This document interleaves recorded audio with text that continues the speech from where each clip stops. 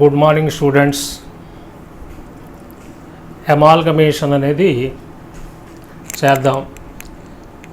ఇది accounting standard 14లోకి వస్తుంది. ఈ చాప్టరు మీకు గ్రూప్ 1 స్టూడెంట్స్కి ఉంటుంది, గ్రూప్ 2 స్టూడెంట్స్కి ఉంటుంది, సిఎంఏ వాళ్ళకు ఉంటుంది, అందరికీ ఉంటుంది. అందుకని చాలా డీటెయిల్డ్గా ఎక్స్ప్లెయిన్ చేస్తాను. అమాల్గమేషన్ అంటే ఏంటో వినండి. ఇక్కడ అమాల్గమేషన్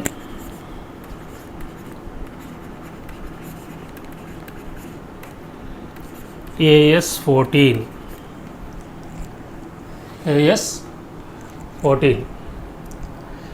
ఈ AS 14 ప్రకారం అంటే అకౌంటింగ్ స్టాండర్డ్ 14 ప్రకారం ఈ అమాల్గమేషన్ అనేది మనకి డిస్కస్ చేయటం అనేది జరుగుతుంది. సరే, ఈ అమాల్గమేషన్ AS 14 ప్రకారం అనుకున్నాం కదా. అమాల్గమేషన్ చూడు, అమాల్గమేషన్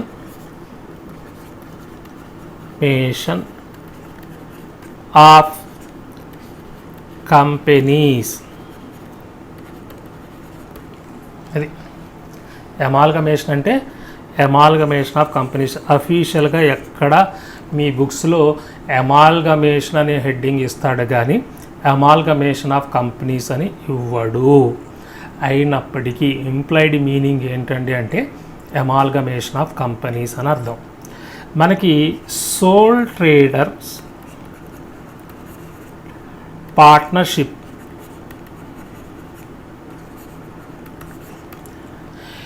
ఈ రెండు ఆర్గనైజేషన్స్ అంటే సోల్ ట్రేడర్స్ కానీ పార్ట్నర్షిప్ ఆర్గనైజేషన్స్ కానీ అమాల్గమేట్ అవుతుంటే AS 14 కవర్ చేయదు. ముందు అది తెలుసుకోండి. నెంబర్ 2, అమాల్గమేషన్ అనే టర్మ్ ఉంది చూసారా పదం. ఈ టర్మ్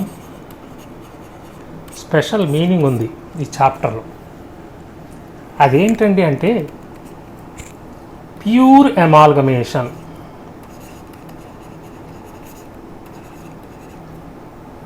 ప్యూర్ అమాల్గమేషన్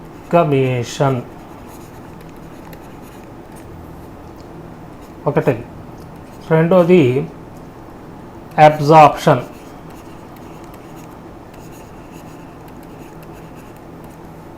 మూడోది ఎక్స్టర్నల్ రీకన్స్ట్రక్షన్. మళ్ళీ ఏంటి, ప్యూర్ అమాల్గమేషన్ ఆఫ్ కంపెనీస్ అని అర్థం, అబ్జార్ప్షన్ ఆఫ్ కంపెనీస్ అని అర్థం, ఎక్స్టర్నల్ రీకన్స్ట్రక్షన్ అని అర్థం. సరే, ఇప్పుడు అమాల్గమేషన్ మీనింగ్ ఏంటో చూడండి. Absorption meaning external. అయితే ఇక్కడ ఒక చిన్న పాయింట్ ఏంటంటే అంటే ప్యూర్ అమాల్గమేషన్ అయినా అబ్జార్ప్షన్ అయినా ఎక్స్టర్నల్ రీకన్స్ట్రక్షన్ అయినా మనం ఏమని పిలవాలండి అంటే AS 14 ప్రకారం అమాల్గమేషన్ అనే పిలవాలి. అది మెయిన్ ఇంపార్టెంట్. అది అమాల్గమేషన్ అయినా అబ్జార్ప్షన్, ఇంతకుముందు వేరు పేర్లతో పిలవచ్చు. కాకపోతే ఇప్పుడు AS 14 ఏం రిస్ట్రిక్ట్ చేసిందంటే అంటే అమాల్గమేషన్ అయినా అబ్జార్ప్షన్ అయినా ఎక్స్టర్నల్ రీకన్. సార్ ఈ మూడు వేరా అంటే మీనింగ్ వేరు, చెప్తాను చూడండి. ఇప్పుడు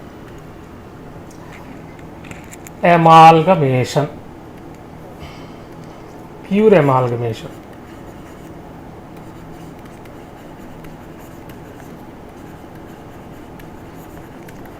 ఈ ప్యూర్ అమాల్గమేషన్లో ప్యూర్ అనే మాట ఎక్కడ వాడండి, మీకు అర్థం అవటం కోసం చెప్తున్నాను నేను. ఏంటంటే ఒక ఎగ్జాంపుల్ తీసుకుందాం.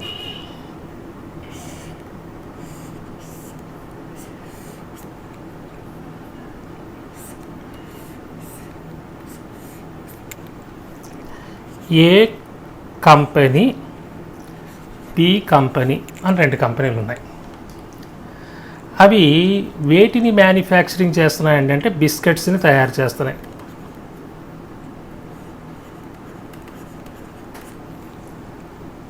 బిస్కెట్స్ని. ఏను బిస్కెట్స్ తయారు చేస్తుంది, బీను అంటే సిమిలర్ కంపెనీస్. వీటి manufacturing cost of the biscuit ఎంత పడుతుందండి అంటే 5 రూపీస్ పడుతుంది. 100 గ్రామ్స్ అనుకుందాం, 100 గ్రామ్స్.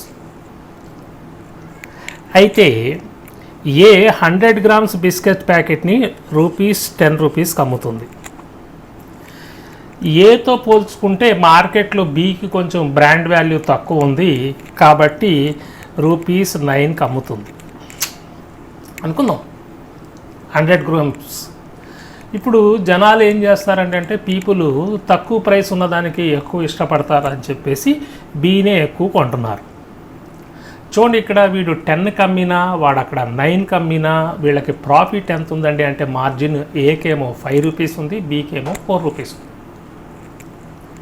ఇక్కడ ఏమవుతుంది, ఏ కంపెనీ వాడు అరే బీ వాడు సేమ్ ప్రోడక్ట్ని 9 రూపీస్కి అమ్ముతున్నాడు కాబట్టి వాడికి సేల్స్ పెరుగుతున్నాయి, నేను 1 రూపీ తగ్గిద్దామని చెప్పి 9 రూపీసే చేశాడు.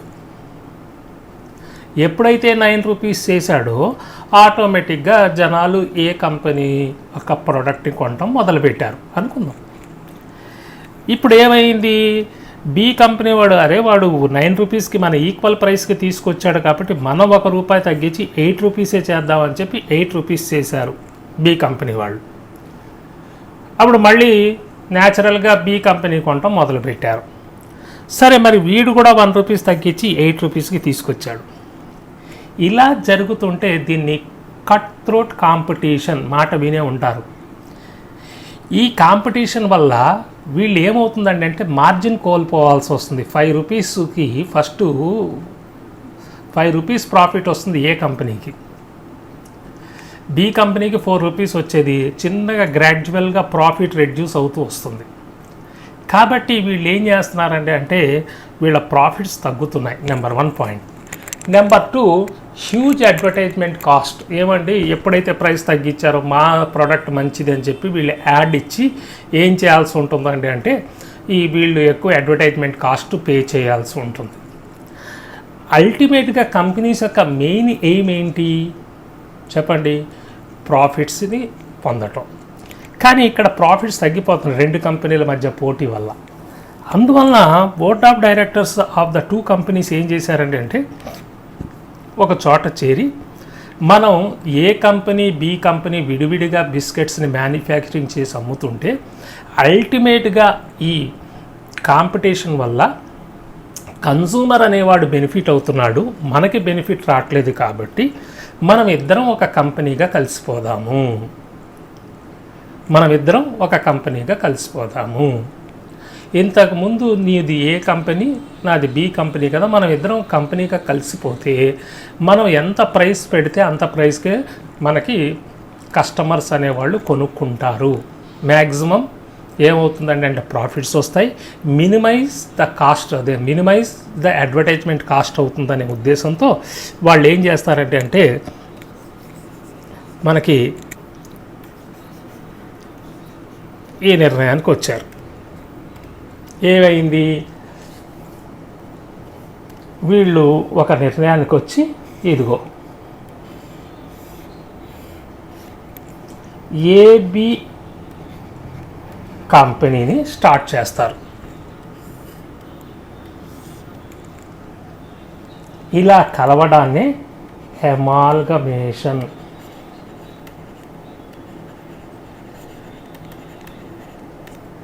ఏమని పిలుస్తామండి, అమాల్గమేషన్ ఆఫ్ కంపెనీస్. ఇక్కడ గమనించాల్సింది ఏంటంటే ఇంతకుముందు ఈ ఏబి కంపెనీ అనేది లేదు, newly incorporated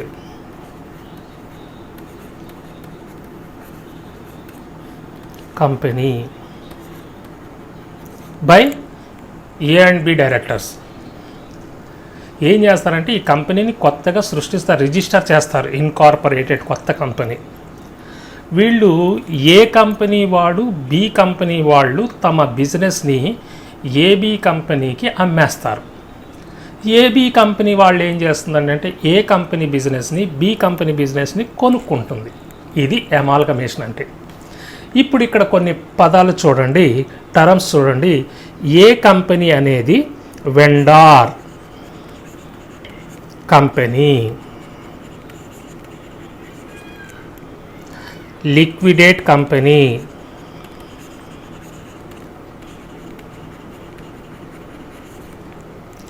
ట్రాన్స్ఫరర్ company,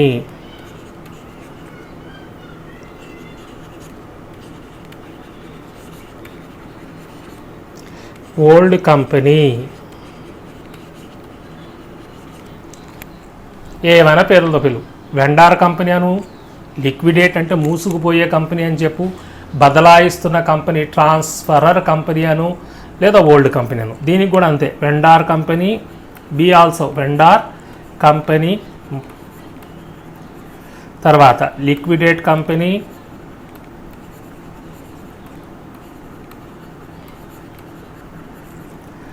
ట్రాన్స్ఫరర్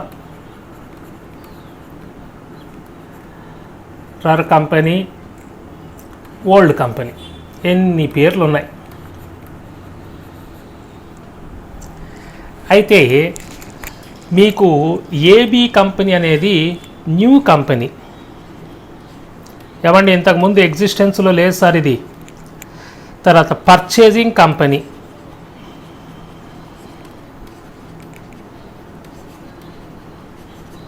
purchasing company. తర్వాత ట్రాన్స్ఫరీ కంపెనీ,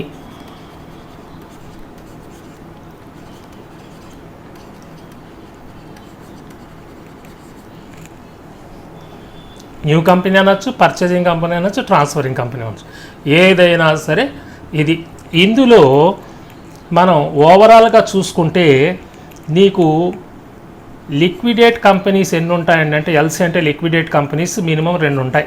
3, 4, 5 కంపెనీలు కూడా కలవచ్చు, పెద్ద విషయం కాదు. ఇప్పుడు 2 చెప్పుకుంటే చాలు మనం. లిక్విడేట్ అయ్యే కంపెనీలు అమాల్గమేషన్లో 2 ఉంటాయి. Purchasing company that is new company ఒకటి ఉంటుంది. అంటే అమాల్గమేషన్లో కంపెనీస్ని 2 విధాలుగా విడగొట్టచ్చు. Liquidate companies, purchasing companies, or old company, new company, transferor company, transferee company. ఇందులో అమాల్గమేషన్ కనుక ప్యూర్ అమాల్గమేషన్ అయితే మినిమం లిక్విడేట్ కంపెనీస్ 2 ఉండాలి. పర్చేజింగ్ కంపెనీ కూడా ఒక షరతు ఉంది, అది కొత్తగా ఫామ్ అయి ఉండాలి, అంతేగాని అది ఇంతకు ముందు బిజినెస్ చేస్తూ ఉండకూడదు. అది ఇంపార్టెంట్ పాయింట్. ఇది అమాల్గమేషన్, ప్యూర్ అమాల్గమేషన్ అంటే అది. రెండవది absorption.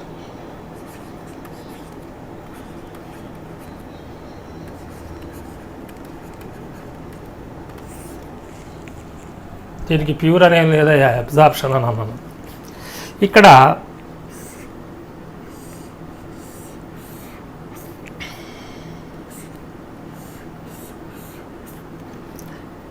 P company, Q company.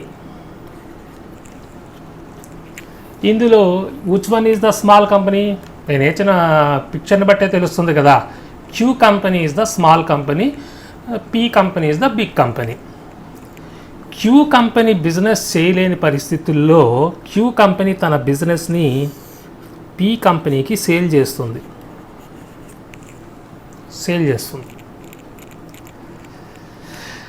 P company దాన్ని పర్చేస్ చేసుకుంటుంది. One big company purchased a small company is called as absorption. అంటే క్యూ కంపెనీ వచ్చేసి పి కంపెనీలో కలిసిపోతుంది. దీన్ని అబ్జార్ప్షన్ అంటారు. ఓకే, ఈ అబ్జార్ప్షన్లో క్యూ కంపెనీని వెండార్, ఎందుకంటే Q company sell the business to P company, vendor company. Liquidate company,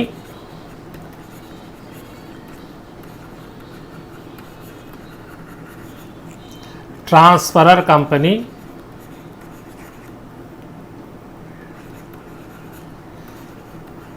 అని అంటాం. పి కంపెనీని పర్చేజింగ్ కంపెనీ,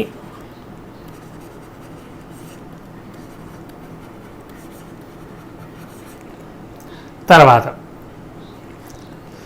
నీకు ట్రాన్స్ఫరీ కంపెనీ,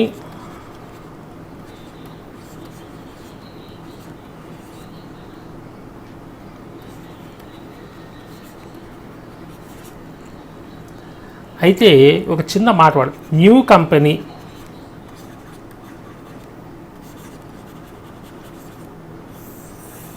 అనేది మాత్రం వాడకూడదు పీ కంపెనీకి. ఎందుకంటే అంటే పీ కంపెనీ ఇంతకు ముందు ఎగ్జిస్టెన్స్లో ఉంది, క్యూ కంపెనీని కొన్న తర్వాత కూడా పీ కంపెనీ అదే పేరుతో రన్ అవుతూ ఉంటుంది. కాబట్టి ఎటువంటి పరిస్థితుల్లో P company is not a newly formed company, కొత్తగా ఫామ్ అయిన కంపెనీ కాదు. ఇది చాలా జాగ్రత్త వినాలి. అబ్జార్ప్షన్లో P company acquired the business of Q company అన్నాడు అనుకో, అప్పుడు ఏమవుతుందంటే పీ అనేది ఇంతకు ముందు ఉంది, తర్వాత కూడా ఉంటుంది. క్యూ అనేది ఇంతకు ముందు ఉంది, ఇప్పుడు క్లోజ్ అయిపోతుంది. సరే, ఈ అబ్జార్ప్షన్లో లిక్విడేట్ కంపెనీస్ ఎన్ని ఉంటాయంటే ఒకటి,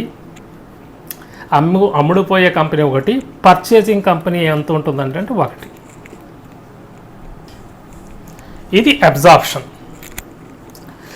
మూడోది ఎక్స్టర్నల్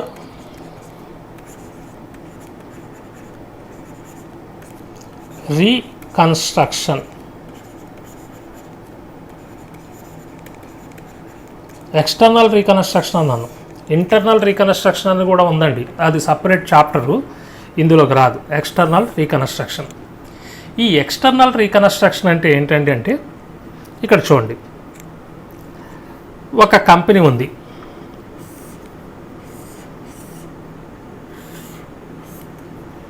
సరదాగా ఏదైనా డింగ్ డాంగ్ కంపెనీ,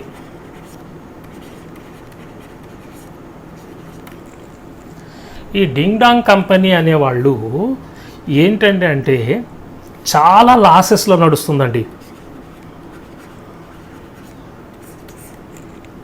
చాలా లాసెస్, హ్యూజ్ లాసెస్లో నడుస్తుంది. ఈ లాసెస్ రావడానికి కారణం ఫైండ్ అవుట్ చేస్తే డైరెక్టర్స్ ఆఫ్ ద కంపెనీ మీకు ఫ్రాడ్ చేశారు.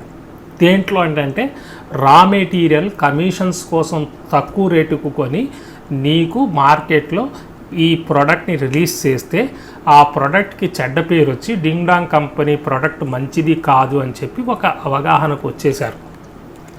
మరి లాసెస్ వస్తున్నప్పుడు దీన్ని క్లోజ్ చేయాలి, లిక్విడేట్ చేయాలి. మరి లిక్విడేట్ చేస్తే షేర్ హోల్డర్స్ అంతా కంపెనీకి సంబంధించి కూర్చున్నారు. మనం ఈ కంపెనీని మూసేస్తే ఒక్కొక్క షేర్ హోల్డర్ సపోజ్ 100 రూపీస్ పెట్టుబడి పెడితే దాన్ని క్లోజ్ చేస్తే నీకు ఏమవుతుందంటే 100 రూపీస్ వాటికి 10 రూపీస్ రావచ్చు, లేకపోతే 5 రూపీస్ రావచ్చు, లేకపోతే అది కూడా రాకపోవచ్చు. లిక్విడేషన్ ఆఫ్ కంపెనీస్ అని ఒక చాప్టర్ ఉంది, అక్కడ చెప్తాను. ఈ షేర్ హోల్డర్స్ అంతా కూర్చుని ఒక మీటింగ్ వేసుకున్నారు. ఏంటయ్యా అంటే ఎందుకు మనకు లాసెస్ వస్తున్నాయి, ఎందుకు మన ప్రోడక్ట్కి బయట మార్కెట్లో చెడ్డ పేరు ఉంది అనుకుంటే ఇదిగో ఈ డైరెక్టర్స్ వల్ల అనేది తెలిసింది, ఈ ఫ్రాడ్ వల్ల. దీన్ని రెక్టిఫై చేసుకుంటే మళ్ళీ మనం మార్కెట్లో కంపెనీని నిలబెట్టచ్చు అని వాళ్ళకు ఒక అవగాహన వచ్చింది.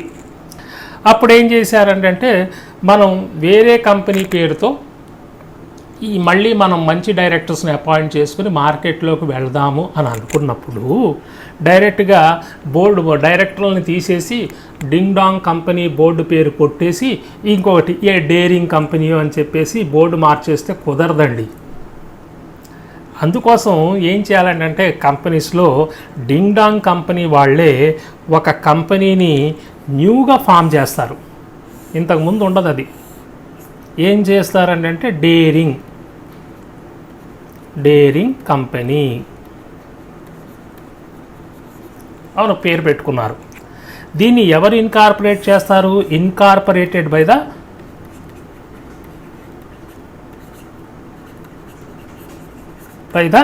డింగ్ డాంగ్ కంపెనీ షేర్ హోల్డర్స్. వీళ్ళు ఇన్కార్పొరేట్ చేసి రిజిస్టర్ చేసిన తర్వాత డింగ్ డాంగ్ కంపెనీ డేరింగ్ కంపెనీకి సేల్ చేసినట్టు చూపించాలి. అప్పుడు డింగ్ డాంగ్ కంపెనీ ఏమవుతుందంటే వెండార్ కంపెనీ. సేమ్ మళ్ళీ తర్వాత లిక్విడేట్ కంపెనీ,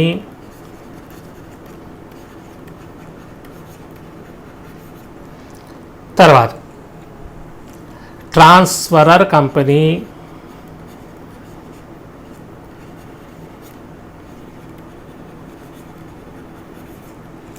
ఇదేమవుతుంది చెప్పండి? Purchasing company. ఏది? Daring company. Purchasing company. ఇన్ని పేర్లు ఉంటాయి, ఏం పేరు పిలిచినా అదే. తర్వాత ట్రాన్స్ఫరీ కంపెనీ.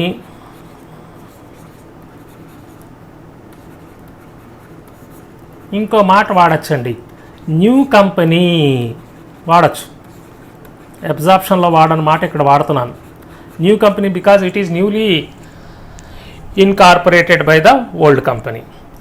అయితే ఈ డైరింగ్ కంపెనీ వాళ్ళు సేమ్ అదే అసెట్స్ ఉంటాయి, అవే లైబిలిటీస్ ఉంటాయి, అవే షేర్ హోల్డర్స్ ఉంటారు. కానీ పేపర్ వర్క్ మీద ఏంటంటే డింగ్ డాంగ్ మూసేసి దేన్ని ఓపెన్ చేసినట్టు అంటే డైరింగ్ కంపెనీని ఓపెన్ చేసినట్టు వస్తుంది. సో వీటిని మనం తెలుసుకున్నాం కదా, ప్యూర్ అమాల్గమేషన్. ఇందులో కూడా చూడండి, లిక్విడేషన్ కంపెనీస్ ఎన్ని ఉంటాయి? 1. పర్చేజింగ్ కంపెనీ ఎన్ని ఉంటాయి? 1. ఇప్పుడు జాగ్రత్తగా గమనిస్తే ఇందులో అమాల్గమేషన్లో అయినా, అబ్జార్ప్షన్లో అయినా, ఎక్స్టర్నల్ రీకన్స్ట్రక్షన్లో అయినా సరే మనకి ఏముందండి అంటే కంపెనీస్ని మనం బ్రాడ్లీ 2 టైప్స్లో డివైడ్ చేయొచ్చు. ఒకటి లిక్విడేషన్ కంపెనీ, ఇంకొకటి ఏంటంటే అంటే మనం పర్చేజింగ్ కంపెనీ. ఇప్పుడు అందుకోసమే అమాల్గమేషన్ అని పిలవు, ప్యూర్ అమాల్గమేషన్ అవని, ఎక్స్టర్నల్ రీకన్స్ట్రక్షన్ అవని, లేదా అబ్జార్ప్షన్ అవని, AS 14 ప్రకారం మనం ఏమని పిలవాలండి అంటే అమాల్గమేషన్ అనే పిలవాలి. క్లియర్గా చెప్తున్నాను. అందుకనే మీకు ఎక్కడ సిలబస్ ఇచ్చినా అమాల్గమేషన్ అని ఇస్తాడు, అంతే తప్ప అమాల్గమేషన్ ఆఫ్ కంపెనీస్ అనేవాడు, అబ్జార్ప్షన్ అనేవాడు. ప్యూర్ అమాల్గమేషన్ లెక్క చదివి మనం అర్థం చేసుకోవాలి. అయితే ఇంకా ముందుకు వెళ్ళబోయే ముందు ఫస్ట్ మనం ఒక కంపెనీ బ్యాలెన్స్ షీట్ ఎలా ఉంటుంది ఏంటి? Company balance sheet.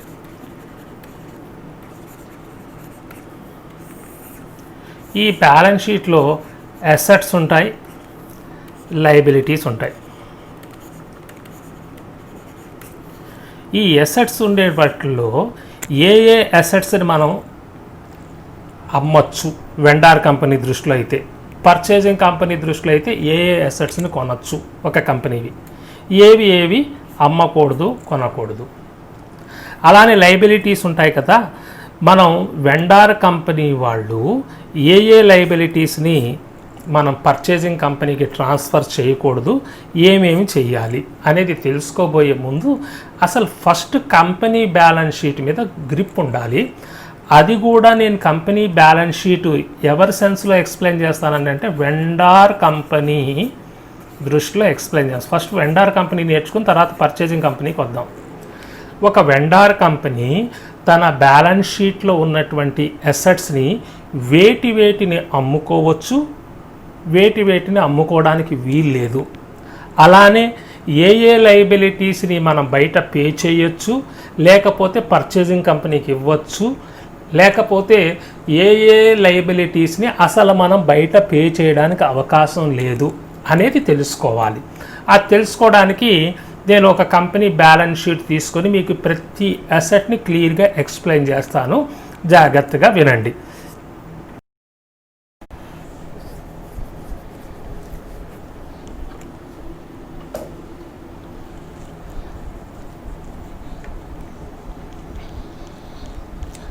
Company balance sheet ఇలా ఉంది. ఇప్పుడు చూడండి, ఈ కంపెనీ బ్యాలెన్స్ షీట్లో పాయింట్ ఇంటాంజిబుల్ అసెట్ అంటే కంటికి కనపడని ఆస్తులు. ఈ ఇంటాంజిబుల్ అసెట్ ఫస్ట్ వేసాం కదా. ఈ ఇంటాంజిబుల్ అసెట్స్లో గుడ్విల్ని వెండార్ కంపెనీ అమ్ముకోవచ్చా అంటే అమ్ముకోవచ్చు,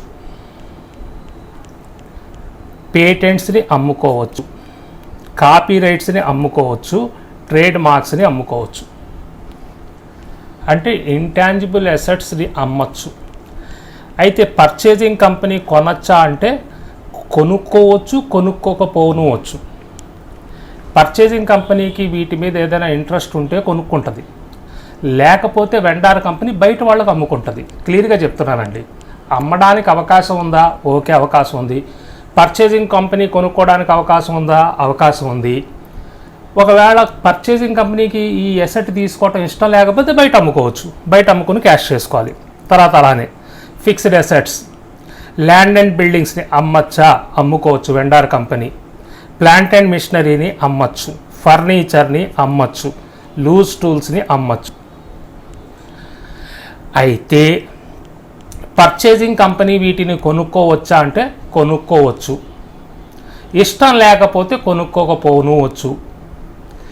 ఒకవేళ ఇష్టం లేకపోతే వెండార్ కంపెనీ బయట మార్కెట్లో అమ్ముకుంటుంది. ఫర్ సపోజ్ మీ ఫర్నిచర్ మాకు నచ్చలేదు అందనుకో పర్చేజింగ్ కంపెనీ, మీ ల్యాండ్ అండ్ బిల్డింగ్ తీసుకుంటాం, ప్లాంట్ అండ్ మిషనరీ తీసుకుంటాం, ఫర్నిచర్ తీసుకోను అని అందనుకో ఫర్నిచర్ బయట అమ్మేసుకుంటాం. That's all. తర్వాత మూడోది నాన్ ట్రేడింగ్ ఎసెట్ అని ఉంది. ఈ నాన్ ట్రేడింగ్ ఎసెట్ ఇన్వెస్ట్మెంట్స్ అనేది నీకు పర్చేజింగ్ వెండార్ కంపెనీ అమ్మచ్చు, పర్చేజింగ్ కంపెనీ కొనుక్కోవచ్చు. ఒకవేళ పర్చేజింగ్ కంపెనీకి ఇంట్రెస్ట్ లేకపోతే బయట అమ్ముకోవచ్చు.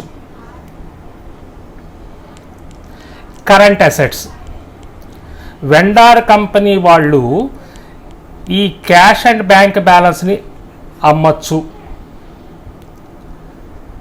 క్యాష్ నమ్మటం ఏంటండి అంటే పర్చేసింగ్ కంపెనీ వాళ్ళు ఈ క్యాష్తో సహా తీసుకుంటారంటే నీ అసెట్స్ని వాళ్ళకి ఇచ్చేయచ్చు. ఒకవేళ తీసుకోకపోతే వీళ్ళు డైరెక్ట్గా ఏదైనా లయబిలిటీస్ని వాటిని పే చేయడానికి ఉపయోగపడుతుంది. మొత్తానికి ట్రాన్స్ఫర్ చేయొచ్చు. పర్చేజింగ్ కంపెనీ వాళ్ళు తీసుకోవచ్చు, స్టాక్ తీసుకోవచ్చు, డెటార్స్ తీసుకోవచ్చు. డెటార్స్ విత్ ఆర్బిడి తీసుకోవాలి, debtors with RBD. Okay, bills receivable తీసుకోవచ్చు. అంటే వెండార్ కంపెనీ వాడు ఒకవేళ నీ డెటార్స్ని బిల్స్ రిసీబుల్ని తీసుకోనని చెప్పి పర్చేజింగ్ కంపెనీ కనుక చెప్తే డెటార్స్ని బిల్స్ రిసీబుల్ని మనం కొంత డిస్కౌంట్ ఇచ్చి కలెక్ట్ చేసేసుకుంటాం. That's all. ఇక ఇంపార్టెంట్ ఏంటంటే ఫిక్షియస్ అసెట్స్. ఫిక్షియస్ అసెట్స్ అంటే మనకి ఆర్టిఫిషియల్ అసెట్స్, ఇవన్నీ యాక్చువల్గా లాసెస్. వీటిని నీకు వెండార్ కంపెనీ వాడు ఎటువంటి పరిస్థితుల్లో అమ్మడానికి వీల్లేదు. ప్రిలిమినరీ ఎక్స్పెన్సెస్ కావచ్చు, discount on issue of shares కావచ్చు, discount on issue of debentures కావచ్చు, అండర్ రైటర్స్ కమిషన్ కావచ్చు, profit and loss account, loss debit balance, ఇవన్నీ ఫిక్షియస్ అసెట్స్. వెండార్ కంపెనీ వాడు అమ్మడానికి అవకాశం లేదు, పర్చేజింగ్ కంపెనీ వాడు అసలు కొనుక్కోవడానికి అవకాశం లేదు వీటిని.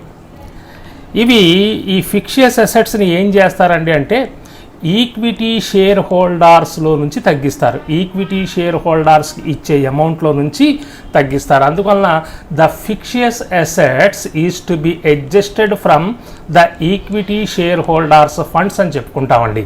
That's all.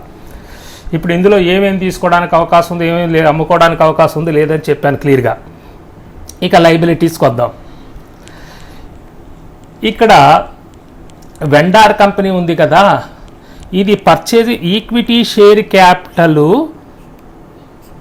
తీర్చడం, లయబిలిటీస్ని అమ్మటం అని అనమండి, తీర్చడం అని అంటాం. ఈక్విటీ షేర్ క్యాపిటల్ని మనం బయట వేరే కంపెనీకి ఇవ్వడానికి అవకాశం లేదు.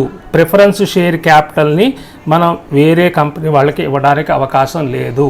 మనం రీపే చేయాలి. ఈక్విటీ షేర్ క్యాపిటల్ కానీ ప్రిఫరెన్స్ షేర్ క్యాపిటల్ కానీ రీపే చేయాలి. ఓకే, తర్వాత లయబిలిటీసే జాగ్రత్త వినండి. జనరల్ రిజర్వ్ అనేది మనం బయట పర్చేజింగ్ కంపెనీకి ఇవ్వడానికి అవకాశం లేదు, అది ఈక్విటీ షేర్ హోల్డర్స్కి చెందుతుంది. రిజర్వ్స్ అన్నీ ఎవరికి చెందుతాయండి అంటే ఈక్విటీ షేర్ హోల్డర్స్కి చెందుతుంది. ప్రాఫిట్ అండ్ లాస్ అకౌంట్ అంటే ప్రాఫిట్, ఇది కూడా ఈక్విటీ షేర్ హోల్డర్స్కే చెందుతుంది, బయట తీర్చే అప్పు కాదు. సెక్యూరిటీస్ ప్రీమియం, షేర్స్ని ఎక్కువగా అమ్ముకుంటే దాన్ని సెక్యూరిటీ ప్రీమియం అంటాము, అది కూడా ఈక్విటీ షేర్ హోల్డర్స్కే చెందుతుంది. కంపెనీ ఈక్విటీ షేర్ హోల్డర్స్ అమౌంట్లో కలిపి ఇది పే చేయాలి. క్యాపిటల్ రిజర్వ్, ఇది ఈక్విటీ షేర్ హోల్డర్స్కే చెందుతుంది. వర్కర్స్ కాంపెన్సేషన్ అన్నాను, ఇది బయట తీర్చనువచ్చు, ఈక్విటీ షేర్ హోల్డర్స్కి ట్రాన్స్ఫర్ చేసేది కొంత ఉంటుంది. ఎలాగండి అంటే వర్కర్ కాంపెన్సేషన్ ఫండ్ అనేది కొంచెం ఎక్స్ప్లెయిన్ చేస్తాను చూడండి. ఈ వర్క్మెన్ కాంపెన్సేషన్ ఫండ్ అనేది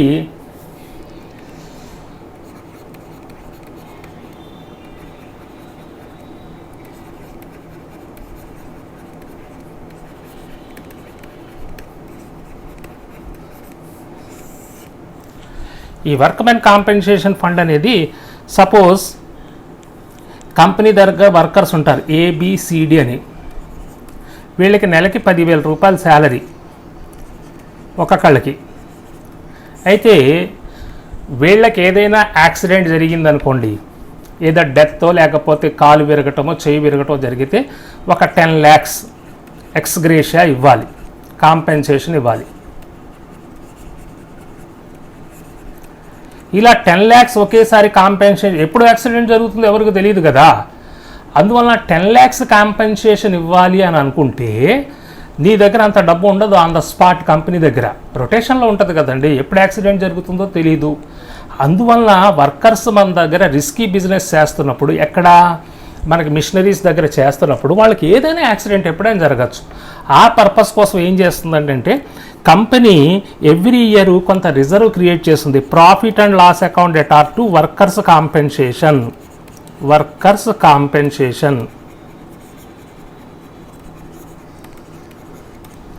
ఫండ్ ఇస్ ఏ రిజర్వ్. ఇది ఎప్పుడైతే ప్రాఫిట్ అండ్ లాస్ అకౌంట్ నుంచి ట్రాన్స్ఫర్ చేశావో కంపెనీని అమ్మేస్తున్నప్పుడు ఇది ఈక్విటీ షేర్ హోల్డర్స్కి చెందుతుంది. ఈక్విటీ షేర్ హోల్డర్స్ ఎందుకంటే అంటే it's a fund which is transferred from profit and loss account. అయితే అందువల్ల నీకు వర్కర్స్ కాంపెన్సేషన్ ఫండ్ అనేది నీకు ఏమవుతుందండి అంటే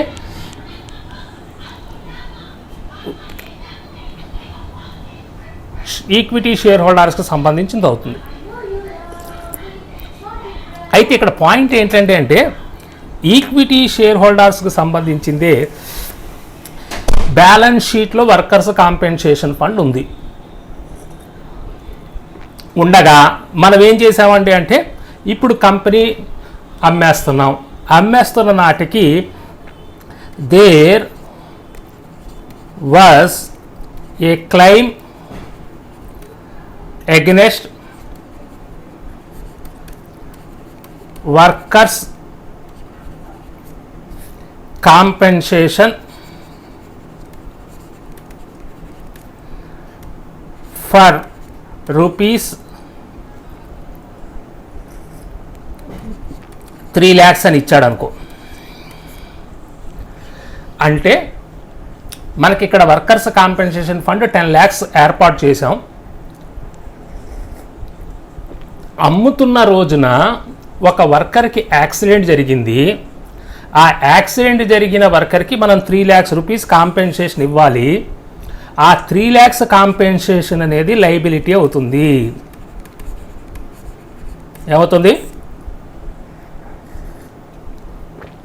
ఈ 10 lakhsలో 3 lakhs లయబిలిటీ అయితే మిగిలిన 7 lakhs మాత్రమే రిజర్వ్ అవుతుంది. ఇది ఈక్విటీ షేర్ హోల్డర్స్కి ట్రాన్స్ఫర్ చేయాలి. That's all.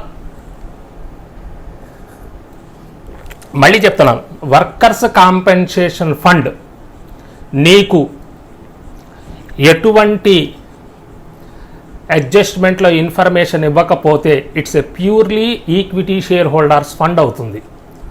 లేదండి మనకి కింద అడిషనల్ ఇన్ఫర్మేషన్లో వర్కర్స్కి పే చేయాల్సిన క్లెయిమ్ ఉంటే ఆ క్లెయిమ్ మేరకు లయబిలిటీ అవుతుంది, remaining equity share holders fund అవుతుంది. అయితే ఈ లయబిలిటీని పర్చేజింగ్ కంపెనీ తీసుకోవచ్చు, తీసుకోకపోవచ్చు. తీసుకుంటాను అంటే ట్రాన్స్ఫర్ చేసేస్తాము, తీసుకోను అంటే బయట తీర్చేస్తాం, మనమే తీర్చేస్తాం. That's all. ఇది వర్కర్స్ కాంపెన్సేషన్ ఫండ్. ఓకేనా? తర్వాత వర్కర్స్ కాంపెన్సేషన్ ఫండ్. కాబట్టి ఇది మనం కొంత లయబిలిటీ అవుతుంది, కొంత ఈక్విటీ షేర్ హోల్డర్స్కి ట్రాన్స్ఫర్ చేస్తాం. వర్కర్స్ సేవింగ్స్ అనేది ఎప్పుడు లయబిలిటీ అవుతుంది, ఇది మనం తీర్చాలి. ఎప్పుడు అది లయబిలిటీ అవుతుంది, దాన్ని మనం బయట తీర్చాలి. పర్చేసింగ్ కంపెనీ వాడు తీసుకుంటే వాడికి ట్రాన్స్ఫర్ చేస్తాం, వాడు తీసుకోనంటే బయట తీర్చాలి, అంతేగాని ఈక్విటీ షేర్ హోల్డర్స్కి మాత్రం సంబంధించింది కాదు. ఇదిగోండి మళ్ళీ ఎక్స్ప్లెయిన్ చేస్తాను. వర్కర్స్ సేవింగ్స్ ఫండ్ అన ఆర్ అకౌంట్ అను, ఏబిసిడి వర్కర్స్ ఉన్నారండి, వాళ్ళకి 10,000 రూపీస్ శాలరీ. వర్కర్స్ని కొంచెం శాలరీలో నుంచి సేవ్ చేసుకోమని చెప్తాం, సేవింగ్స్ మంత్లీ సేవింగ్స్ చేయమంటాం. మరి వీళ్ళు అంతగా చదువుకొని ఉండరు, వీళ్ళకి బ్యాంకులో డబ్బులు దాచడం అది తెలియదు కాబట్టి వీళ్ళు ఏం చేశారండి అంటే 1000 రూపీస్ వాళ్ళ శాలరీలో నుంచి తీసి మన కంపెనీ దగ్గరే డిపాజిట్ చేశారు. ఆ డిపాజిట్ని వర్కర్స్ సేవింగ్స్ ఏమని పిలుస్తాం సార్? వర్కర్స్ సేవింగ్స్ అకౌంట్ అని పిలుస్తాం. కంపెనీ వాళ్ళ దగ్గర వర్కర్స్ దాచుకున్న డబ్బు ఉంది చూసారా, అది కంపెనీ మూసేస్తున్నప్పుడు ఎట్టి పరిస్థితుల్లోనూ పూర్తి అమౌంట్ లయబిలిటీ అవుతుంది, కానీ నీకు రిజర్వ్ అవ్వదు. కాబట్టి దీన్ని మనం తీర్చాలి. పర్చేసింగ్ కంపెనీ వాడు తీసుకుంటానంటే ఓకే, లేదు అంటే మాత్రం నువ్వేం చేయాలండి అంటే బయట పే చేసేయాలి. This is very important. Workers కాంపెన్సేషన్కి వర్కర్స్ సేవింగ్స్కి తేడా తెలుసుకోవాలి. తర్వాత ఇంకేముంది చూడండి, డివిడెండ్ ఈక్వలైజేషన్ ఫండ్. ఇది ఈక్విటీ షేర్ హోల్డర్స్కి ట్రాన్స్ఫర్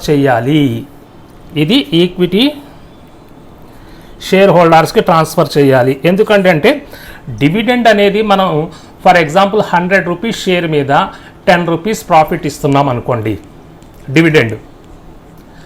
నెక్స్ట్ ఇయర్ లాసెస్ రావటం వల్ల 8 రూపీస్ ఇచ్చామనుకోండి, కంపెనీకి బ్యాడ్ నేమ్ వస్తుంది. 10 రూపీస్ ఇస్తున్నవాడు 8 రూపీస్కి ఇచ్చాడంటే ఇమేజ్ పడిపోతుంది. తర్వాత మళ్ళీ ప్రాఫిట్స్ వచ్చినప్పుడు 11 రూపీస్ ఇవ్వచ్చు, మళ్ళీ లాసెస్ వచ్చినప్పుడు 7 రూపీసే ఇవ్వచ్చు. ఇలా డివిడెండ్స్లో ఫ్లక్చువేషన్స్ ఉంటే బయట మన market price of the shares మీద ఎఫెక్ట్ పడుతుంది. అందువల్ల ఏం చేస్తారండి అంటే ప్రాఫిట్స్ ఎక్కువగా వచ్చినప్పుడు మొత్తం పనిచేయకుండా కొంత డివిడెండ్ ఈక్వలైజేషన్ ఫండ్ కింద దాస్తారు. ఫర్ సపోజ్ 12 రూపాయలు ఇవ్వగలిగే కెపాసిటీ దగ్గర కూడా 10 రూపాయలు ఇచ్చి 2 రూపాయలు దాస్తారు.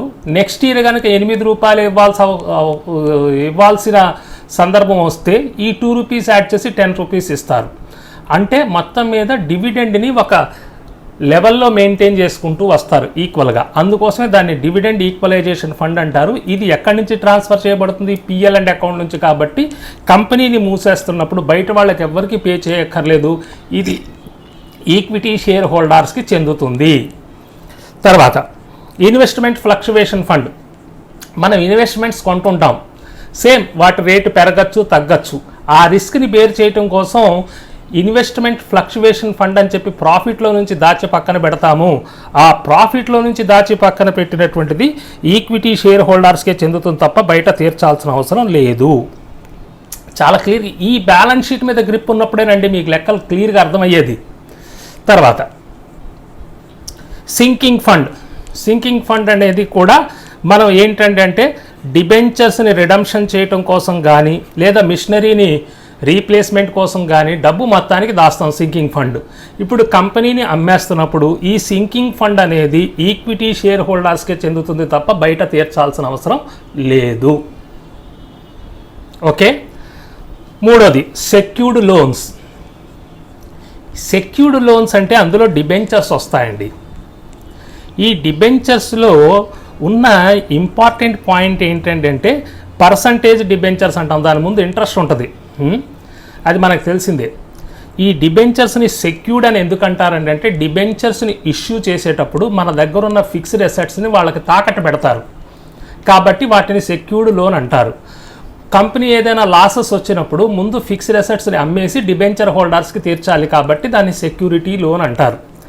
అయితే ఇక్కడ ఈ డిబెంచర్స్కి సంబంధించి ఇంపార్టెంట్ పాయింట్ ఏంటంటే నువ్వు ఎమాల్గమేషన్ కానీ అబ్జార్ప్షన్ కానీ లేకపోతే ఎక్స్టర్నల్ రీకన్స్ట్రక్షన్ కానీ చేస్తున్నప్పుడు ఇది పర్చేసింగ్ కంపెనీ కంపల్సరీగా ఈ డిబెంచర్స్ని తీసుకోవాలి అని AS 14 చెప్తుంది. ఎటువంటి పరిస్థితుల్లో vendor company debentures account at R to bank అని చెప్పి తీర్చకూడదు. అసలు ఈ చాప్టర్ చెప్పుకుంటుంది ఏంటి, ఎదుటి కంపెనీ మన అసెట్స్ లయబిలిటీస్ తీసుకుంటుందనే కదా అర్థం. నీకు పర్చేసింగ్ కంపెనీ మన అసెట్స్ తీసుకుని లయబిలిటీస్ తీసుకోకపోవచ్చు, కానీ డిబెంచర్స్ని మాత్రం కంపల్సరీ తీసుకోవాలని స్ట్రెస్ చేసి చెప్తుంది AS14. వాడు గనక సార్ మీ అసెట్స్ తీసుకుంటాను డిబెంచర్స్ని తీసుకోనంటే అసలు అది అమాల్గమేషన్ కిందకే రాదు. ఓకే, ఒకవేళ నీకు కంపెనీ డిబెంచర్స్ని ఇష్యూ చేయలేదనుకో అప్పుడు చెల్లుతుంది. డిబెంచర్స్ ఉన్నప్పుడు, మళ్ళీ రిపీట్ చేస్తున్నానమ్మా, డిబెంచర్స్ ఉన్నప్పుడు పర్చేసింగ్ కంపెనీకి ఇష్టం ఉన్నా లేకపోయినా డిబెంచర్స్ని కంపల్సరీగా తీసుకోవాలి. అయితే పర్చేసింగ్ కంపెనీకి ఇంట్రెస్ట్ లేనప్పుడు తీసేసుకుని తిరిగి తీర్చచ్చు. ఎవరు? పర్చేసింగ్ కంపెనీ బుక్స్లో debentures account at R to bank అని ఉండొచ్చు, కానీ వెండార్ కంపెనీ బుక్స్లో మాత్రం ఎటువంటి పరిస్థితుల్లో debentures account at R to bank అని ఉండదు. అన్సెక్యూర్డ్ లోన్ కంపెనీకి ఏమైనా, తర్వాత 4th వన్ అన్సెక్యూర్డ్ లోన్ ఏంటంటే అంటే కంపెనీకి ఏదైనా హ్యాండ్ లోన్ అవసరం అయితే ఏం ఆస్తులు తాకట్టు పెట్టుకుంటూ మన దగ్గర పనిచేస్తున్న మేనేజింగ్ డైరెక్టర్ దగ్గర నుంచే లోన్ తీసుకోవచ్చు. దీన్ని మనం పర్చేసింగ్ కంపెనీ వాడు తీసుకోవచ్చు, తీసుకోకపోవచ్చు. తీసుకుంటే వాడికి ట్రాన్స్ఫర్ చేస్తాము, తీసుకోకపోతే మాత్రం మనం రీపేమెంట్ ఇచ్చేస్తాం వాడికి. Current liabilities, creditors, bank over draft, bills payables, వీటిని వెండార్ కంపెనీ వాడు తీర్చొచ్చు, పర్చేసింగ్ కంపెనీ వాడు వీటిని తీసుకోవచ్చు లేదా తీసుకోకపోవచ్చు. తీసుకుంటే వాడికి ట్రాన్స్ఫర్ చేస్తాము, తీసుకోకపోతే క్రెడిటార్స్కి, బ్యాంక్ ఓడికి, బిల్స్ పేబుల్కి మనమే డైరెక్ట్గా పేమెంట్ ఇచ్చేస్తాం. ఇదండి మనకి కంపెనీ బ్యాలెన్స్ షీట్ గురించి ఎక్స్ప్లెయిన్ చేశాను. ఏమేమి అసెట్స్ తీసుకోవాలి, ఏమేమి అసెట్స్ తీసుకోకూడదు, ఏవి కంపల్సరీ లయబిలిటీస్ని తీసుకోవాలి అనేది చెప్పాను. డిబెంచర్స్ని కంపల్సరీగా తీసుకోవాలి. ఫిక్స్డ్ అసెట్స్ని ఎటువంటి పరిస్థితుల్లో వెండార్ కంపెనీ అమ్ముకోవడానికి లేదు, అది ఈక్విటీ షేర్ హోల్డర్స్ ఫండ్స్ నుంచే రైట్ ఆఫ్ చేయబడుతుంది. ఇప్పుడు ఇక్కడ ఇంకొక పాయింట్ ఏంటంటే అంటే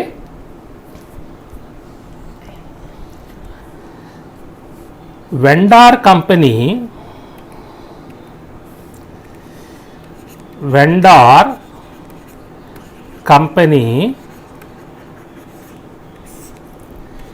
purchase company, vendor company sells its business to purchase company for how much?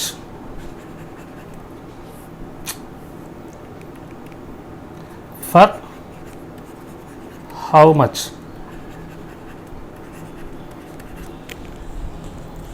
Vendor company purchasing కంపెనీకి బిజినెస్ని అమ్ముతున్నప్పుడు ఎంతకు అమ్ముతుంది అనేది బిగ్ క్వశ్చన్ మార్క్. ఆ హౌ మచ్ అనేది పర్చేస్ కన్సిడరేషన్ అంటారు. Purchase consideration, that is selling price.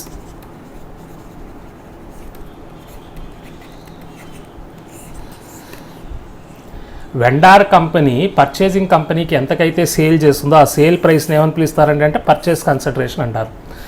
It's very very important. ఈ చాప్టర్లో purchase కన్సిడరేషనే important. అంటే సెల్లింగ్ ప్రైస్ ఎలా డిసైడ్ చేస్తుంది అంటే అసెట్స్ లయబిలిటీస్ని ట్రాన్స్ఫర్ చేస్తుంది కదా, ఏమేమి అసెట్స్ తీసుకుంటుంది, ఏమేమి లయబిలిటీస్ని తీసుకుంటుంది అనే దాని మీద డిపెండ్ అయ్యి మనకి పర్చేస్ కన్సిడరేషన్ ఉంటుంది. అందువల్ల ఈ పర్చేస్ కన్సిడరేషన్ డిసైడ్ చేయడానికి ఈ అమాల్గమేషన్ చాప్టర్లో 3 మెథడ్స్ ఉన్నాయండి. ఎన్ని మెథడ్స్ ఉన్నాయి? 3 మెథడ్స్. లంసమ్,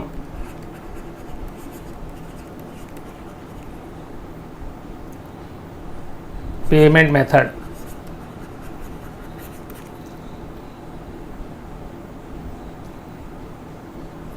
రెండు net assets method,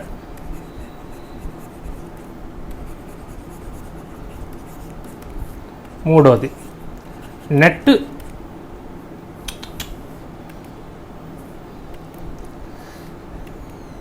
payments method.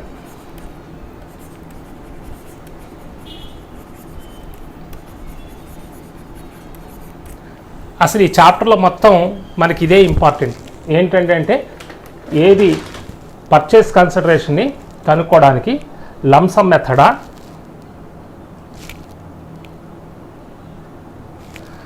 Net assets మెథడా, నెట్ పేమెంట్స్ మెథడా అనేది లెక్కలో చెప్పడు.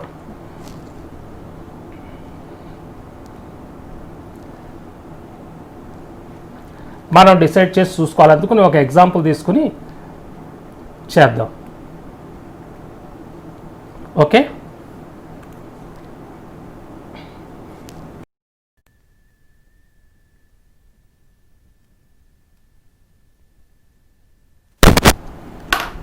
చూడండి, ఈ బ్యాలెన్స్ షీటు నోట్ చేసుకోండి. పర్చేస్ కన్సిడరేషన్ ఎలాగనేది చెప్తాను. అంటే వెండార్ కంపెనీ తన బిజినెస్ని అమ్ముతుంటే పర్చేసింగ్ కంపెనీ ఎలా కొనుక్కుంటుంది అనేది ఎక్స్ప్లెయిన్ చేస్తాను.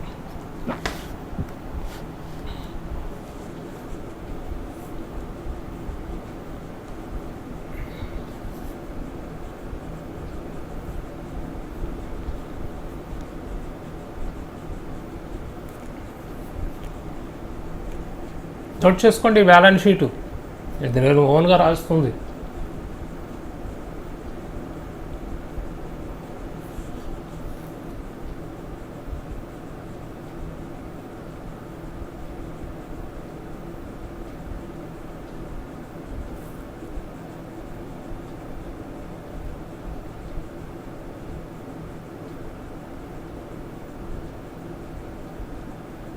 జాగ్రత్తగా పార్ట్ 1 దగ్గర నుంచి చూసుకుంటూ వస్తే ఈ చాప్టర్ని నేను మీకు నేర్పగలను.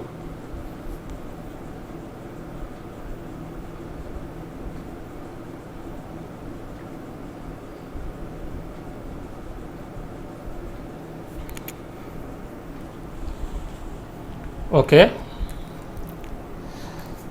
తర్వాత ఏదో నోట్ చేసుకోండి.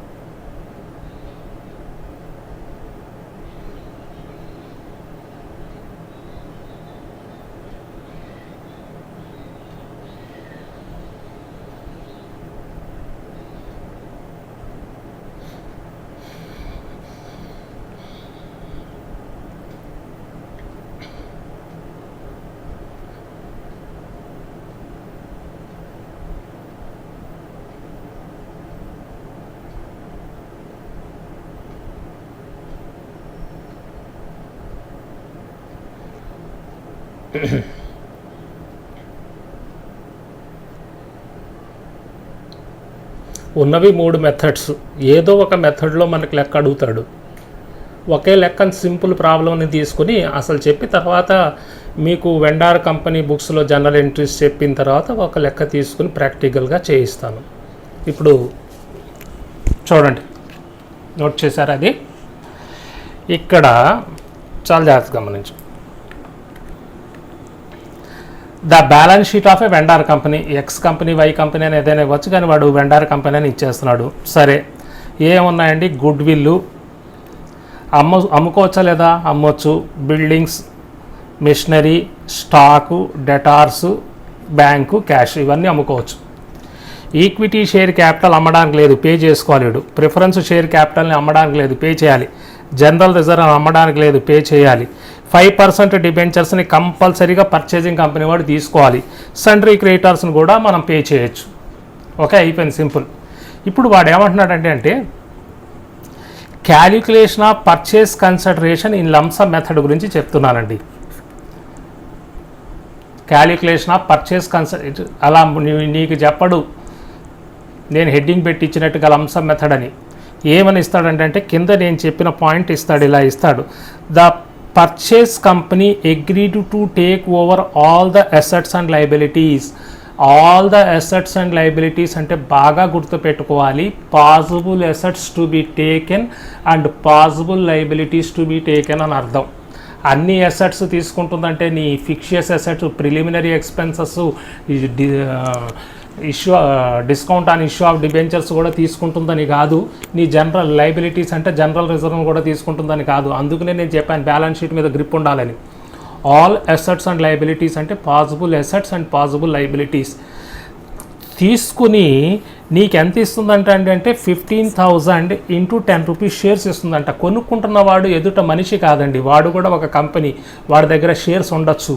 అందుకోసం డబ్బులు ఉండొచ్చు, షేర్స్ ఉండొచ్చు, కానీ ఎక్కువ పార్ట్ షేర్స్ ఇస్తుంటారు. 15,000 రూపాయలు, 15,000 ఇంటూ 10 రూపాయలు అంటే ఎంత ఇస్తున్నాడు? 1,50,000 ఇస్తున్నాడు. అయిపోయింది. ఇదే పర్చేస్ కన్సిడరేషన్.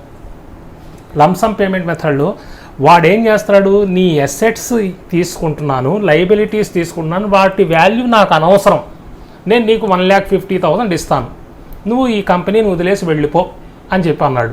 వాళ్ళు దానికి అగ్రీ అయితే అదే నీకు పర్చేస్ కన్సిడరేషన్ అవుతుంది. అదే లంసమ్ పేమెంట్ మెథడ్లో calculation of purchase consideration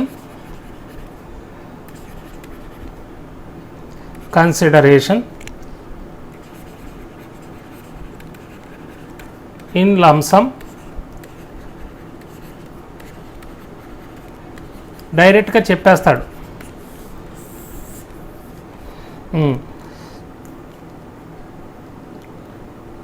issue of shares 15,000 into 10 rupees is equal to 1,50,000. Therefore, the purchase consideration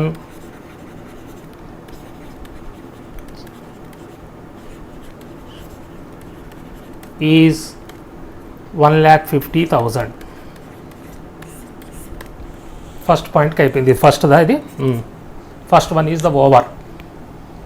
calculation but డైరెక్ట్గా చెప్పేస్తాడు. మనం పెద్ద ఊరికి రాశాను కానీ క్యాలిక్యులేట్ చేయక్కర్లేదు, నోటు మీద చెప్పచ్చు. 1,50,000 కంపెనీ కొన్నాడు, అసెట్స్ తీసుకున్నాడు, లయబిలిటీస్ తీసుకున్నాడు. ఏమేమి అసెట్స్ తీసుకున్నాడు అనేది చూడండి, ఇక్కడ టిక్లు పెట్టాను. గుడ్విల్ తీసుకున్నాడు, బిల్డింగ్స్ తీసుకున్నాడు, machinery, stock, debtors, cash, bank. Equity share capital తీసుకోలేదు, ప్రిఫరెన్స్ షేర్ క్యాపిటల్ తీసుకోలేదు, జనరల్ రిజర్వ్ తీసుకోవడానికి అవకాశం లేదు, ప్రాఫిట్ అండ్ లాస్ అకౌంట్ తీసుకోవడానికి అవకాశం లేదు. ప్రాఫిట్ అండ్ లాస్ అకౌంట్ కూడా అవకాశం లేదయ్యా. 5% డిబెంచర్స్, సండ్రీ క్రెడిటార్స్ తీసుకున్నాడు. ఇవన్నీ తీసుకున్నాడు. 1,50,000 ఇచ్చాడు. లంసమ్ మెథడ్ డైరెక్ట్గా చెప్పింది. రెండోది చూద్దాం. Calculation of purchase consideration in net assets method. The purchase company agreed to take over all the assets and liabilities of the vendor company and issue 10 rupees shares. చూసారా, పైది కిందది ఒకేలాగా ఉంది. లాజిక్ గమనించండి. అన్ని అసెట్స్, అన్ని లయబిలిటీస్ తీసుకుని 10 rupees shares ఇస్తుంది, కానీ ఎన్ని ఇస్తుందో చెప్పటంలా. పైన ఎన్ని ఇస్తుందో కూడా చెప్పేశాడు. కాబట్టి ఎన్ని ఇస్తుందో చెప్పట్లేదంటే assets taken over minus liabilities taken over చేస్తే ఒక ఫిగర్ వస్తుంది. ఆ ఫిగర్కి ఈక్వలెంట్ ఏంటండి అంటే షేర్స్ ఇష్యూ చేస్తాడు. అది నెట్ అసెట్స్ మెథడ్ అంటే. నీకు 10 రూపీస్ షేర్స్ ఇస్తుంది, కానీ ఎన్ని ఇస్తుందో చెప్పట్లేదుగా. అందువల్ల calculation of purchase consideration in net assets method. రెండోది ఇది calculation of purchase consideration in net assets method or net worth method అని కూడా అంటారండి దీన్ని.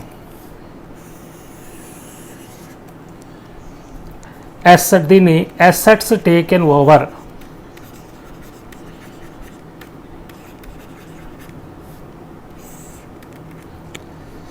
గుడ్ విల్ తీసుకుంటుందా? ఇందా రాశాను కదా, గుడ్ విల్ 20,000, బిల్డింగ్స్ 1,20,000, మిషనరీ తీసుకుంటుందా లేదా? అది మిషనరీ ఆల్ అసెట్స్ అన్నాడు కదా, పాసిబుల్ అసెట్సే కదా తీసుకోవడానికి. 1 lakh. ఇంకా చాలా పాయింట్స్ వస్తాయండి, చిన్న చిన్నగా ఎక్స్ప్లెయిన్ చేసుకుంటూ వెళ్తాను. ఒకే రోజులో ఎవరిని మాస్టర్ని చేయలేం సబ్జెక్ట్లో. 40,000, డెటార్స్ 60,000, బ్యాంక్ 35,000, క్యాష్ 25,000. టోటల్ చేయి 4 lakhs. అంటే ఆల్మోస్ట్ ఆల్ మొత్తం బ్యాలెన్స్ షీట్ తీసుకున్నాడు. Liabilities taken over.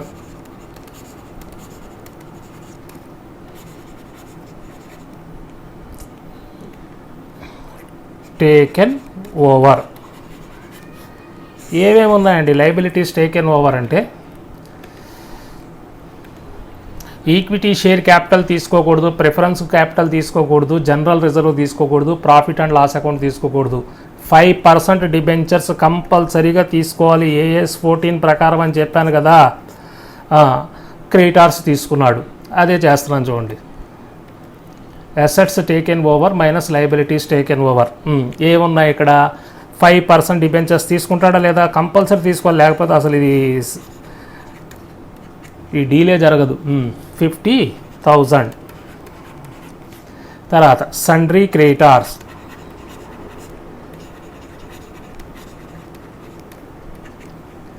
ఎంత అండి? 50,000. అంటే మొత్తం ఎంత? 1 lakh. 4 లక్షల రూపాయల ఆస్తులు, 1,00,000 రూపాయల అప్పులు తీసుకున్నాడు. అంటే నికరంగా ఎంత అండి అంటే 3 lakh rupees.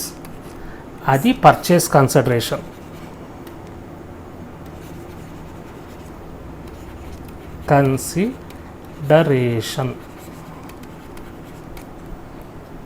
ఈ పర్చేస్ కన్సిడరేషన్లో నెంబర్ ఆఫ్ షేర్స్ ఇష్యూడ్ అని అడుగుతాడు. మొత్తం 3 lakhs డివైడెడ్ బై 10 rupees చెయ్యి. 30,000 షేర్స్. మొత్తం ఇష్యూ చేసిందంత 30,000 shares. That's all. Net assets method అంటే assets taken over minus liabilities taken over. Assets taken over minus liabilities taken over. మళ్ళీ చెప్తున్నాను, possible assets minus possible liabilities. ఇలా చేస్తే ఏమవుతుందండి అంటే మనకి నెట్ అసెట్స్ మెథడ్ అయింది. మూడోది నెట్ పేమెంట్స్ మెథడ్. అదేంటో చూద్దాం. ఈ నెట్ పేమెంట్స్ మెథడే చాలా ఇంపార్టెంట్ అండి. ఇదే మీ గొంతు పట్టుకుంటుంది ఫ్యూచర్లో. Calculation of purchase consideration in net payments method. ఇదేంటండి అంటే నీ అసెట్స్ ఎన్ని ఉన్నాయి, నీ లయబిలిటీస్ ఎన్ని ఉన్నాయని చెప్పదు. నీ అసెట్స్ లయబిలిటీస్ తీసుకుంటాను, కానీ ఇక్కడ ఎలా ఉంటుందండి అంటే ఫర్ సపోజ్ ఈ బిజినెస్ ఉందండి, ఒక బిజినెస్ ఉంది. సపోజ్ నా ఇన్స్టిట్యూటే ఉంది. నా ఇన్స్టిట్యూట్లో అసెట్స్ ఉన్నాయి, మైకులు ఉన్నాయి, ప్రొజెక్టర్లు ఉన్నాయి, ఏసీలు ఉన్నాయి, ఫ్యాన్స్ ఉన్నాయి, కంప్యూటర్స్ ఉన్నాయి, ఏమున్నాయి, ఏమైనా ఉండని. అవన్నీ లెక్కేస్తే ఒక 3 లక్షలు చేస్తాయి.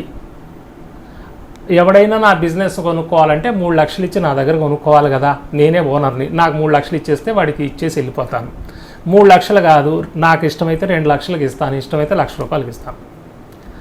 ఒకడు ఇచ్చి ఏం చేస్తాడంటే అంటే సార్ మీ అసెట్స్ ఎన్ని ఉన్నాయో లయబిలిటీస్ ఎన్ని ఉన్నాయో నాకు అనవసరం, మీకు నేను 2 లక్షలు ఇస్తాను, బిజినెస్ని వదిలేసి వెళ్ళిపోండి అని నాకు సాటిస్ఫై చేశాడు అనుకో. నేను 2 లక్షలకు ఒప్పుకున్నాను అనుకో, తీసుకుని తాళాలు అడిగి ఇచ్చి వెళ్ళిపోతాను. Just like that net payments method అంతే. నీ అసెట్స్ లయబిలిటీస్ తీసుకుంటాను, కాకపోతే నీ ఈక్విటీ షేర్ హోల్డర్స్ని నేను సాటిస్ఫై చేస్తాను. ప్రిఫరెన్స్ నీకు equity share holders preference share హోల్డర్స్ని సాటిస్ఫై చేస్తే కంపెనీ వాడిదేగా. ఇంకా మీకు అర్థమవుతుందా? అసెట్స్ ఎంత తీసుకున్నా లైబిలిటీ ఓనర్స్ని సాటిస్ఫై చేస్తాడు. ఈక్విటీ హోల్డర్స్ ఏమైనా మీరు 2 లక్షలు ఉన్నారు, మీకు ₹1,00,000 ఇస్తాను తీసుకెళ్ళిపోండి అంటే వాళ్ళు ఒప్పుకున్నారని ఒప్పుకున్నట్టే. అలానే ప్రిఫరెన్స్ షేర్ హోల్డర్స్ 50,000 ఉన్నారు, మీకు 60,000 ఇస్తానంటే వాళ్ళు ఒప్పుకుంటే వెళ్ళిపోయినట్టు. అట్లానే నెట్ పేమెంట్స్ మెథడ్ అంటే ఎప్పుడు ఓనర్స్ని సాటిస్ఫై చేయడానికి చెప్తాడు. అందుకనే చూడండి ఇప్పుడు ఇక్కడ మీకు ఏమన్నాడంటే అంటే క్యాలిక్యులేషన్ ఆఫ్ పర్చేస్ కన్సిడరేషన్ అని చెప్పి the purchase company take over all the assets and liabilities. అయితే assets taken over minus liabilities taken over అని రాయదు, all assets and liabilities and issue one equity share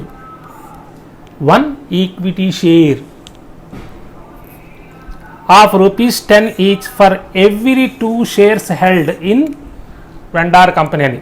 vendor కంపెనీలో 2 equity shares ఉన్నవాడికి 1 equity share ఇస్తుందంట purchasing company.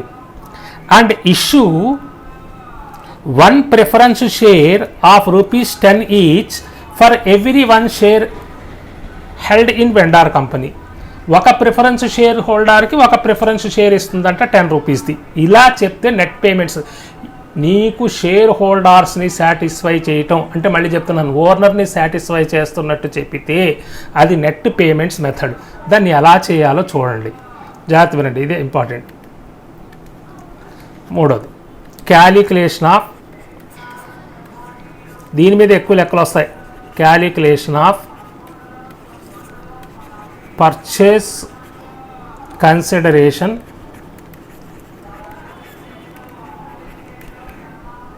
in net payments method.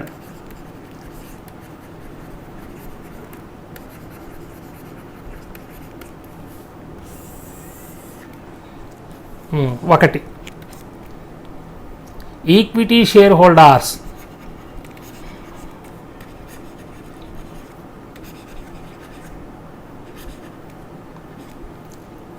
Equity share హోల్డర్స్కి ఏమి ఇస్తున్నామో చూద్దాం. సరిగా పడలేదా? Equity share holders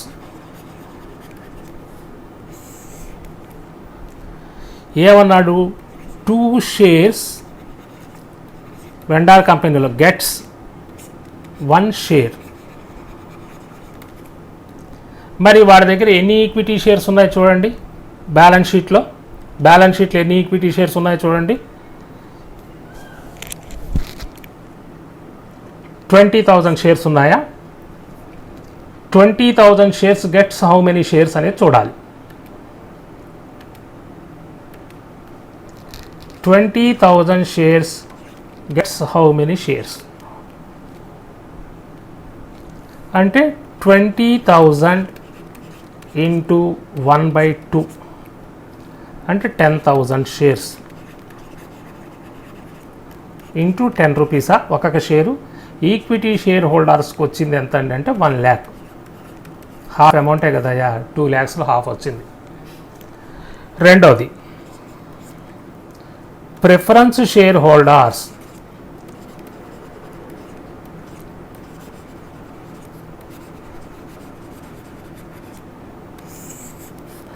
one share gets 1 share. How many shares ఉన్నాయండి వాళ్ళకి? 5,000 shares. 5,000 shares gets how many shares? 5,000. 5,000 shares gets how much? 5,000 into 1/1 that is equal to 5,000 shares into ₹10 share ఇస్తానన్నాడు.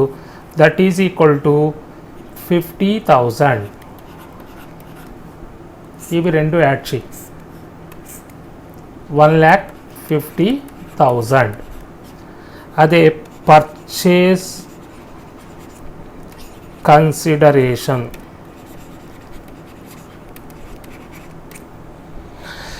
Purchase consideration. ఇది ఇక్కడ ఒక చిన్న పాయింట్ చెప్తాను చూడండి.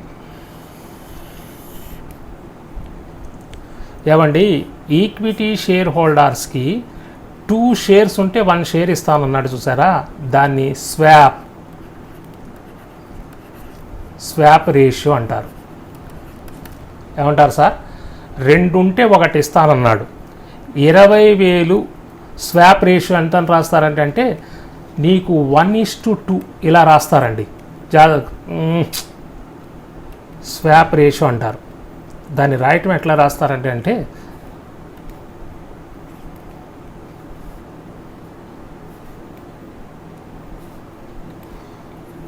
1:2 అని రాస్తారు. అంటే 2 ఉంటే 1 ఇస్తాడు. ఇప్పుడు స్వాప్ రేషియో రాసేటప్పుడు మళ్ళీ మీకు పెద్ద ప్రాబ్లం, 1/3 పార్ట్నర్షిప్లో లాగా 2/3 అని రాయకూడదు, తప్పు అవుతుంది. అది కూడా చెప్తున్నాను చూడండి. ఎలా రాయాలంటే స్వాప్ రేషియో అని ఇచ్చినప్పుడు మనకి వాడు 10,000 షేర్స్ ఉన్నాయనుకోండి, 20,000 షేర్స్ 1/2 అని రాయాలి. రేషియో ఎంత మళ్ళీ 1:2 రాయటం మాత్రం నీకు అదే. నీకు స్వాప్ రేషియో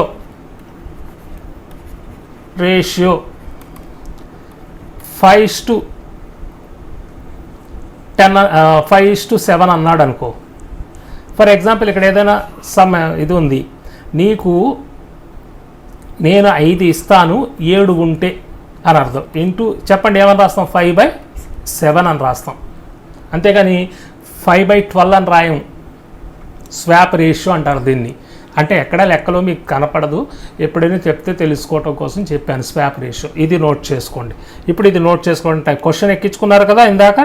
ఇప్పుడు మీకు ఎక్కడి నుంచి ఫస్ట్ పాయింట్ పర్చేస్ కన్సిడరేషన్, ఇదిగో ఇక్కడ నుంచి calculation of purchase consideration in lump some method దగ్గర నుంచి నోట్ చేయండి.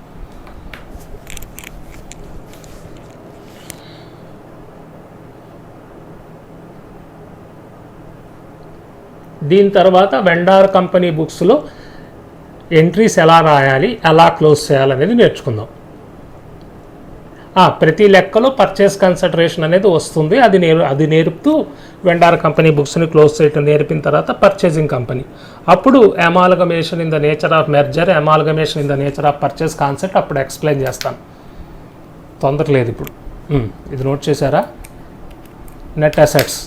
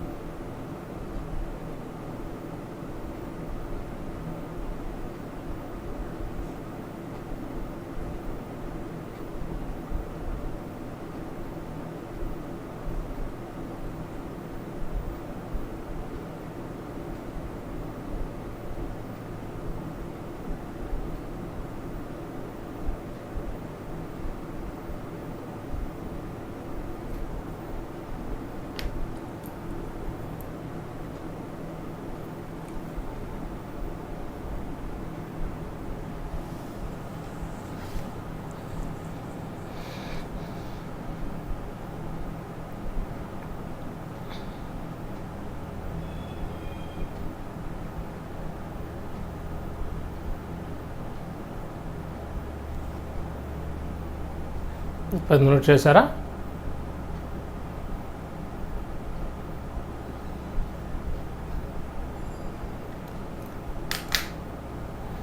ఇక్కడ స్వాప్ రేషియో అనేది మీరు వినుంటారండి, కొంచెం కొత్త మాట ఏం లేదు, ఎక్కువ ఎక్స్ప్లెయిన్ చేయరు.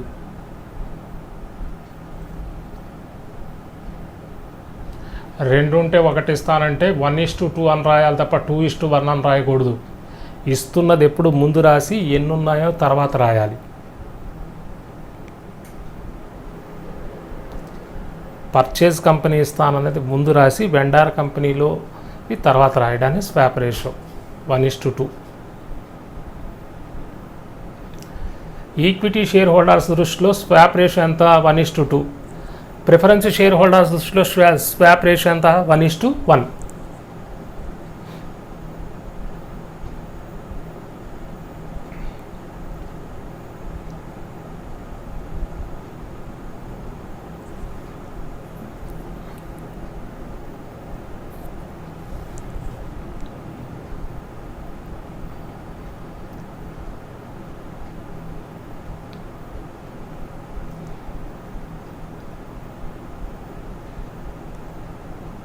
చాలు ఈరోజు క్లాస్ ఇంతటితో ఆపి రేపటి క్లాస్లో ఏం చేద్దామంటే మనం వెండార్ కంపెనీ బుక్స్లో ఎంట్రీస్ ఎలా రాయాలనేది నేర్చుకుందాం. అయితే ముందు నేను చెప్పిన బ్యాలెన్స్ షీటు ఇంట్రడక్షన్ క్లాసు బాగా గుర్తుపెట్టుకుంటే మీకు వెండార్ కంపెనీ బుక్స్లో ఎంట్రీస్ ఈజీగా వస్తాయి. నోట్ చేశారా?